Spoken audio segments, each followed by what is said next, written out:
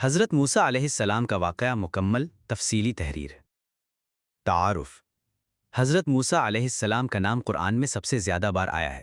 آپ اللہ کے جلیل القدر پیغمبر تھے اور بنی اسرائیل کو فرعون کی غلامی سے نجات دلانے کے لیے بھیجے گئے۔ ان کی زندگی عظیم معجزات اور آزمائشوں سے بھری ہوئی تھی۔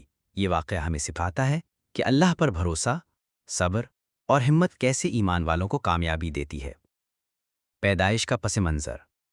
فرعون مصر کا بادشاہ انتہائی ظالم و جبار حکمران تھا۔ اس نے بنی اسرائیل کو غلام بنا رکھا تھا۔ جب نجومیوں نے فرعون کو بتایا کہ بنی اسرائیل میں ایک بچہ پیدا ہوگا جو اس کی سلطنت کو ختم کر دے گا، تو فرعون نے ایک خوفناک حکم جاری کیا: بنی اسرائیل کے تمام نرینہ بچوں کو قتل کر دو اور لڑکیوں کو زندہ چھوڑ دو۔ سورۃ القصص۔ ایسے ہی حالات میں حضرت موسیٰ علیہ السلام کی پیدائش ہوئی۔ موسیٰ علیہ السلام کا دریا میں بہا دیا جانا۔ موسیٰ کی والدہ پریشان تھیں۔ اللہ تعالیٰ نے ان کے دل میں وحی ڈالی: تم اپنے بچے کو دودھ پلاتی رہو اور جب ڈر محسوس ہو تو اسے دریا میں ڈال دو، اور گھبرانا نہیں، ہم اسے تمہیں واپس لوٹائیں گے اور اسے پیغمبر بنائیں گے۔ سورۃ القصص، آیت نمبر 7۔ چنانچہ انہوں نے حضرت موسیٰ علیہ السلام کو ایک پیٹی میں بند کر کے دریائے نیل میں بہا دیا۔ محل میں پرورش۔ دریا حضرت موسیٰ علیہ السلام کو فرعون کے محل کے قریب لے گیا۔ فرعون کی بیوی حضرت آسیہ نے موسیٰ کو دیکھا تو کہا: یہ بچہ تو آنکھوں کی ٹھنڈک ہے، اسے قتل نہ کرو، شاید ہمیں فائدہ دے یا ہم اسے بیٹا بنا لیں۔ حضرت شعیب علیہ السلام کے یہاں مدین میں حضرت موسیٰ علیہ السلام نے دیکھا کہ کچھ لڑکیاں پانی بھرنے کے لیے کھڑی ہیں اور پیچھے ہٹ کر انتظار کر رہی ہیں۔ حضرت موسیٰ علیہ السلام نے ان کے لیے کنویں سے پانی نکالا۔ لڑکیاں اپنے والد یعنی حضرت شعیب علیہ السلام کے پاس گئیں اور کہا کہ ایک نیک آدمی نے مدد کی ہے۔ حضرت شعیب علیہ السلام نے حضرت موسیٰ علیہ السلام کو اپنے گھر بلایا اور ان سے سارا واقعہ سنا۔ پھر کہا: میں چاہتا ہوں کہ تم میری ایک بیٹی سے نکاح کر لو اور 8 یا 10 سال میرے پاس رہو۔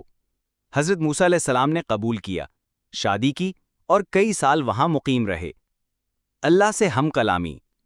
ایک دن حضرت موسیٰ علیہ السلام اپنے اہل خانہ کو لے کر مصر واپس جا رہے تھے۔ راستے میں کوہ طور کے پاس انہیں آگ نظر آئی۔ وہ گئے کہ شاید آگ لے آئیں، مگر وہ آگ نہیں تھی بلکہ اللہ کا نور تھا۔ وہاں اللہ تعالیٰ نے انہیں براہ راست مخاطب کیا: اے موسیٰ، میں ہی تیرا رب ہوں، جوتیاں اتار دے، تو مقدس وادی میں ہے۔ اللہ تعالیٰ نے انہیں نبوت عطا فرمائی اور حکم دیا: فرعون کے پاس جا، وہ حد سے بڑھ گیا ہے۔ فرعون کے دربار میں حضرت موسیٰ علیہ السلام نے اللہ سے دعا کی: اے رب، میرا سینہ کھول دے، میرا کام آسان فرما اور میری زبان کی گرہ کھول دے تاکہ لوگ میری بات سمجھ سکیں۔ سورۃ طٰہٰ۔ پھر اپنے بھائی حضرت ہارون علیہ السلام کو ساتھ لے کر فرعون کے دربار میں گئے۔ فرعون نے مذاق کیا: کیا ہم نے تجھے بچپن میں نہیں پالا اور تو نے ایک شخص کو مار دیا؟ حضرت موسیٰ علیہ السلام نے جواب دیا: میں نے وہ کام نادانستہ کیا تھا اور اب میں اللہ کا پیغمبر ہوں۔ جادوگروں کا مقابلہ۔ فرعون نے کہا: تم جادوگر ہو۔ اس نے ملک بھر کے جادوگروں کو بلا کر مقابلے کا اعلان کیا۔ میدان لگا۔ جادوگر اپنی رسیاں پھینکتے ہیں، وہ سانپ بن کر رینگنے لگتے ہیں۔ حضرت موسیٰ علیہ السلام نے بھی اللہ کے حکم سے اپنی لاٹھی پھینکی اور وہ ایک بہت بڑا اژدہا بن کر سارے سانپوں کو نگل گئی۔ تمام جادوگر سجدے میں گر پڑے اور کہنے لگے: ہم ایمان لائے موسیٰ اور ہارون کے رب پر۔ فرعون نے دھمکی دی مگر وہ نہ جھکے۔ دریائے نیل کا معجزہ۔ فرعون نے بنی اسرائیل کو آزاد نہ کیا۔ حضرت موسیٰ علیہ السلام نے دعا کی، اللہ نے قحط، خون، ٹڈی، جوئیں، مینڈک، پانی میں خون جیسے عذاب نازل کیے۔ آخر کار فرعون نے بنی اسرائیل کو جانے کی اجازت دی مگر بعد میں پچھتایا اور لشکر لے کر پیچھے بھاگا۔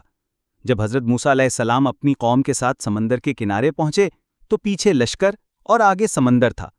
حضرت موسیٰ علیہ السلام نے کہا: میرا رب میرے ساتھ ہے، وہ ضرور راستہ نکالے گا۔ اللہ نے حکم دیا: اپنی لاٹھی سمندر پر مارو۔ سمندر پھٹ گیا اور بیچ میں خشک راستہ بن گیا۔ فرعون لشکر کے ساتھ پیچھے آیا۔ پانی دوبارہ واپس پلٹا۔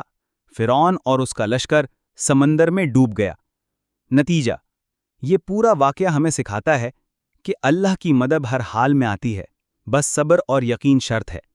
نبی اللہ کا بندہ ہوتا ہے مگر سب سے طاقتور انسان۔ ظالم کتنا بھی مضبوط ہو، اللہ کے سامنے کچھ نہیں۔ اگر کوئی شخص سچے دل سے اللہ پر بھروسہ کرے